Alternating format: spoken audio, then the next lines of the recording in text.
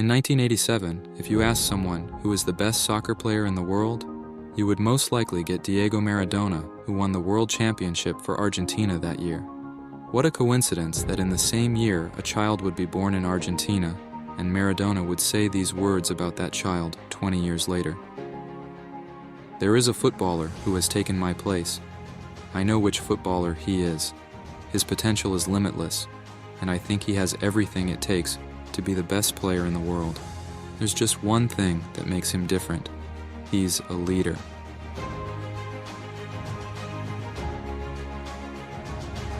Ten times Spanish League Championship, 8 times Spanish Super Cup, 7 times Copa del Rey, 4 times Champions League Championship, 3 times UEFA Super Cup, 3 times FIFA Club World Cup, 2 times French League Championship, 1 time French League Super Cup, 1 time Inter Miami Leagues Cup, 1 time FIFA U20 World Cup, 1 time Olympic medal, 1 time Continental Championship, 1 time Copa America, and 1 time World Cup. Not over. 23 times Golden Boot Award, 8 times Assist Leader, 6 times UEFA Golden Shoe Award, 1 time Champions League Best Player Award, 9 times Spanish Season's Best Player Award, 4 times Best Player of the Tournament Award, including 2 Copa America and 2 World Cup, 3 times UEFA Player of the Year, 3 times FIFA World Player of the Year, and 8 times Ballon d'Or. As you can see, an incredible collection of 43 trophies, 63 pieces of awards, titles, and countless records. He achieved in just 19 years what many clubs could not collect in 150 years. Here is the owner of this unique and complete museum of achievements, Lionel Andreas Messi. He is one of the best football players of all time, 1.69 meters tall, who made millions fall in love with him. It would be very wrong for a channel that talks about successful people and the rules of success to miss such a legend, and so in this video, we will talk about a real success story belonging to the football category for those who love, respect, and watch him, at least for those who put him in second place for some reason.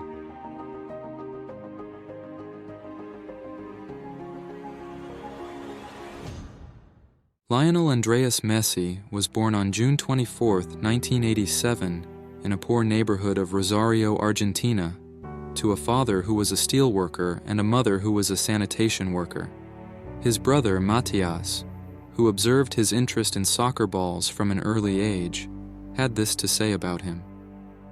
When his mom would send him to the grocery store, Leo would always take his ball with him, and if he didn't have one, he would make one out of plastic bags and socks.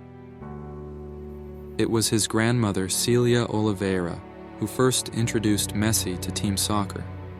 One day his grandmother took him to the spectator section of the Grandoli team to watch his brothers play, but the game would not start because the Grandoli team was missing a player and the club's coach at the time, Salvador Aparicio, did not know what to do. Little Messi and his grandmother are sitting on the sidelines watching an argument about the match not starting when Leo turns to his grandmother. "Can I play instead of that person?" he asks his grandmother. After Messi's request, his grandmother called out to Coach Aparicio, "Hey, listen to me, this is my grandson and he wants to play." The coach looked hopelessly at the boy, who was small for his age, scrawny and frail. But his grandmother told him that Messi ran very fast and could play well. Aparicio then turns to Messi and asks, "What can you do?" And when Messi answers everything, the coach is convinced enough. Messi, who took the jersey after this clear answer, scored 2 goals throughout the game on the field where there were older brothers than him and mesmerized everyone watching. Above all, it was the words of his grandmother that were engraved in Leo's memory that day and that he will never forget. "You'll be better than your brothers." Do you know why? Because it's impossible to understand what you're thinking. That sweet face of yours is a secret. Listen to me, you're going to be the best player in the world. On the day of his debut, everyone who watched him was very lucky because they were not even aware that they were witnessing a historic moment. After the match, the coach Salvador Aparicio took Messi into the team, and he represented the neighborhood team Grandoli until the age of 9. Aparicio then said the following about this child's performance. He started scoring around 7 goals a game for the youth teams.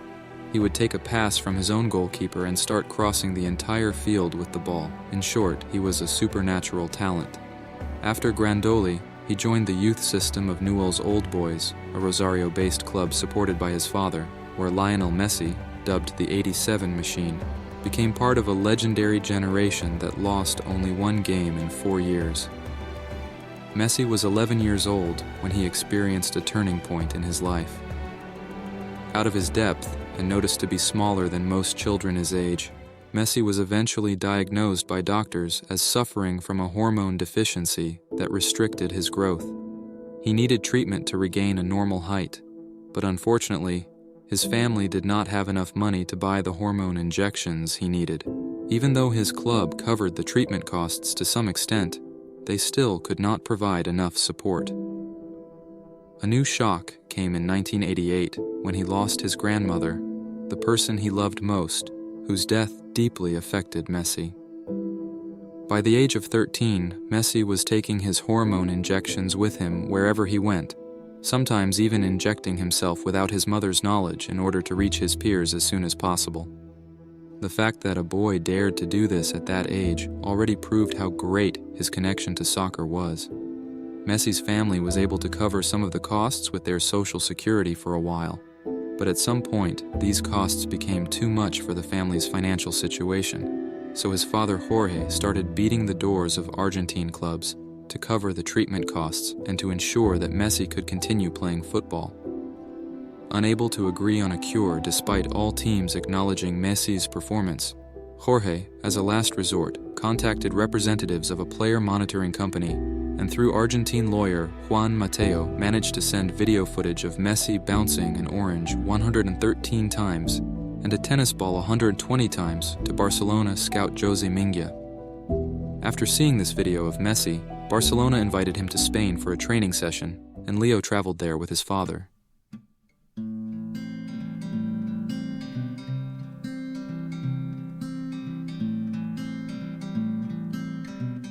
He and his father stayed in a hotel in Barcelona for a while.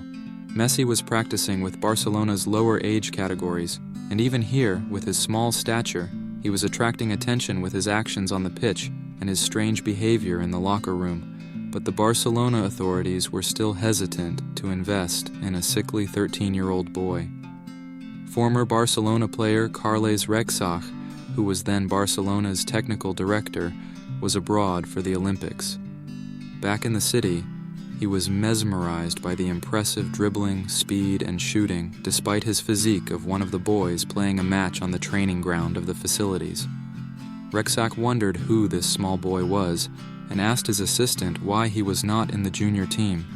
The assistant explains to Rexach that Lionel Messi is 13 years old, that he is participating in trial training, and that the reason for his small stature is that he has a disease for which there is no guarantee of a cure.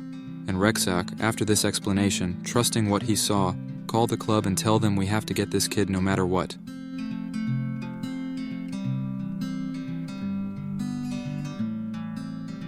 Messi, who had some difficulties at first because he was often homesick in his new country, also had problems in Barcelona because he could not speak Catalan, but these difficulties did not stop him from playing football, and he signed an 8-year contract with La Masia Academy, where Piqué was also a member. Messi, who missed some matches due to his treatment, grew taller and stronger as the days passed. In his first game in the youth category, Barça beat their opponent 14-1, and Leo scored 4 goals. As he continued to impress everyone with his performance, he had already attracted the attention of the Spanish national team, but he was in love with the blue and white jersey and wanted to represent his country Argentina. The cook of the Barcelona club played a big role in getting him to play for the Argentine national team.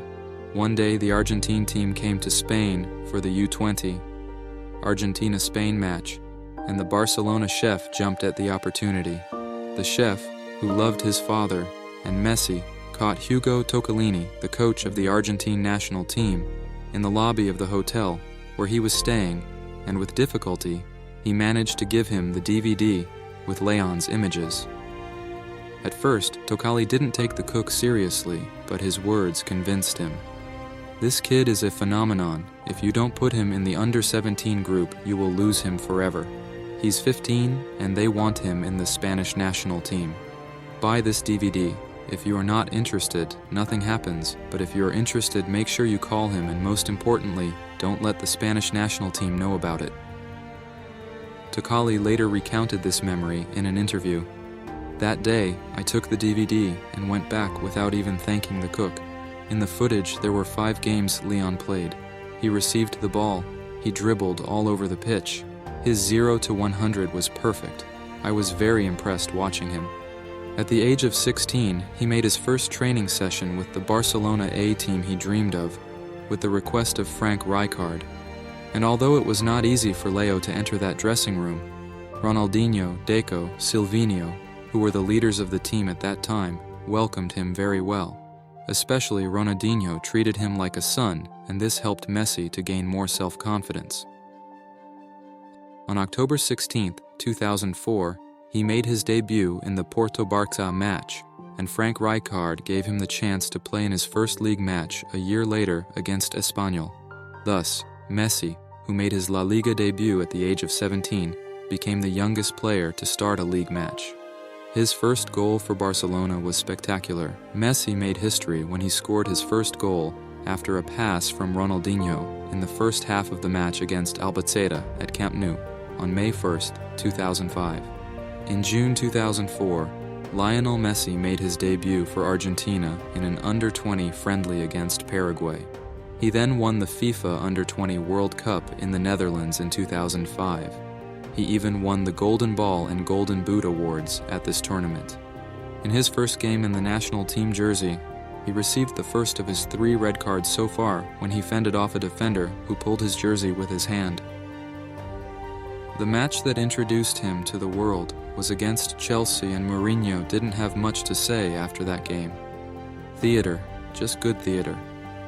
On June 30, 2008, Pep Guardiola was brought in from the Barcelona B team. With Guardiola's arrival, Messi became the leader of the team because he made everyone adopt the system that Messi built on. In this process, many players who did not fit the system and overshadowed Messi, such as Ronaldinho, Eto'o, and then Zlatan Ibrahimovic, who came to the team later on, were let go. With this tactic, which aims to score as soon as possible with short and accurate passes, a successful system emerged with Messi as the leader together with Iniesta, Xavi, and Dani Alves.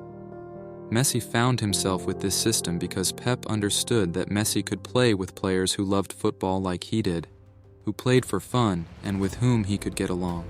Barcelona achieved its goal of success not with the best, but with those with whom Messi got along best.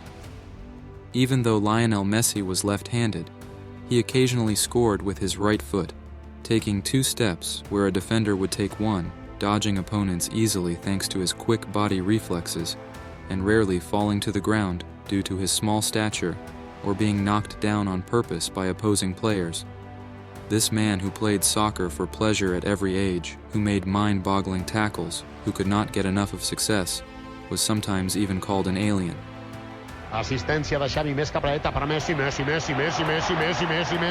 immens Messi, encara Messi, encara Messi, encara Messi, encara Messi, encara Messi, encara Messi, encara Messi, encara Messi, encara Messi, encara Messi, encara Messi, encara Messi, gol, gol, gol, gol, gol. But has Messi achieved all his successes in a way that is easy to see from the sidelines? I think it would be more revealing for our channel to answer this question with his greatest and most stubborn achievement. Those tough finals. In the first major tournament of his career, the 2006 World Cup, he lost to hosts Germany in the quarterfinals, on penalties for Argentina. Messi played a slightly more prominent role in the following year's Copa America 2007, helping his country qualify for the final. But he suffered his first final defeat when he was beaten 3-0 by Brazil in the final. By the 2010 World Cup matches, everything seemed to be going well, but history decided to repeat itself and they lost to the Germans for the second time in the same scenario. If you ask about the Copa America, the next year ended even worse than the previous one. In 2014, Messi was at the peak of his career, and the World Cup in Brazil was the perfect opportunity to prove it. Messi and his team, who starred with 4 goals in the group stage, eliminated Switzerland and Belgium with 1-goal victories to reach the semi-finals. The Netherlands-Argentina match ended 0-0, and Argentina reached the final once again on penalties. But Germany, the end-of-game monster, was already waiting to beat them once again. Things were not going as expected for Messi, who again lost the Copa America final on penalties. It wasn't happening, he wasn't succeeding. The man who had won so many trophies for his clubs couldn't achieve a proper success with his country. With a change in format, the Copa America tournament was held again in 2016 and, as you guessed, Argentina lost on penalties in the final for the 4th time. Even Messi himself was one of those who missed a penalty that year. The big trophies he came so close to winning so many times, the relentless criticism, the burdens he felt on his shoulders were too much for him, and he made an abrupt announcement after the Chilean final. "I'm done," Lionel Messi said. Tens of thousands of Argentines filled the squares of Buenos Aires, chanting, "We believe in Messi," and urging him not to end his national team career. He could have been a 2-time world champion with the Spanish national team, or even a 3-time world champion with a Messi to add to the golden generation. But this man made it clear then that he was in love with his country. Of course, it was clear from the very beginning that a footballer who was so connected to his country would not give up so easily. 3 months later, Messi returned to the Argentine squad with the words, "I could have stayed outside and criticized like everyone else, but I preferred to stay inside and help." In 2018, there was a new opportunity to heal the wounds and make amends, but it would bring nothing but failure for Messi and his team. Then along came a man named Lionel Scaloni. He investigated the reasons for Messi's failure one by one, and, as soon as he became coach of the national team, he created a new era in Messi's team with a series of changes. A Messi who fits the new era system, both physically and structurally, and 10 players who would die for Messi. But even this group experienced the taste of losing 2-0 to Brazil in the semi-finals. But it was as if this loss was different from the others. Yes, this was the last loss for Messi. In the 2021 Copa America, Argentina, who had conceded only 3 goals, finally won that trophy, beating Brazil in the final. And then there were the World Cup matches, which were called the last opportunity. As you may remember, in the first match they lost 2-1 to Saudi Arabia, and the chance of "Where is Messi?" became the talk of the town. But as the saying goes, he who laughs last laughs best. Because there was an epic Messi scene that the best screenwriter couldn't write, no director could shoot, and everyone was dying to watch. On the night of December 18th, 2022, the final match between Argentina and France, it was a night that had lost its ordinariness for both soccer fans and Messi. The endless 120-minute match had already begun. In the 23rd minute, Messi scored the penalty won by Di Maria, followed by another goal from Di Maria 13 minutes later. The score was 2-0, and everything seemed to be going well.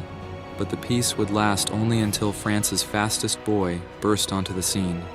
Mbappé reduced the deficit to 1 with a goal from a penalty in the 80th minute, and 1 minute later he silenced the Argentine stands with his second goal. It was as if the soccer gods didn't want an easy final for Messi. Leo said enough was enough and scored another goal with his right foot, only to be answered with another penalty, and guess who scored a hat-trick that day? It was as if this boy was playing that night for the most unforgettable final in history. Even though the match went to penalties, the lock that should have been broken was finally broken. Messi had done it this time. He wanted it so much that after the last goal, he collapsed to the ground with joy. That unique trophy that was missing from his museum was now flying in his hands. That's how life is. Even if you are the best in the world, everything is not so easily achieved without a fight.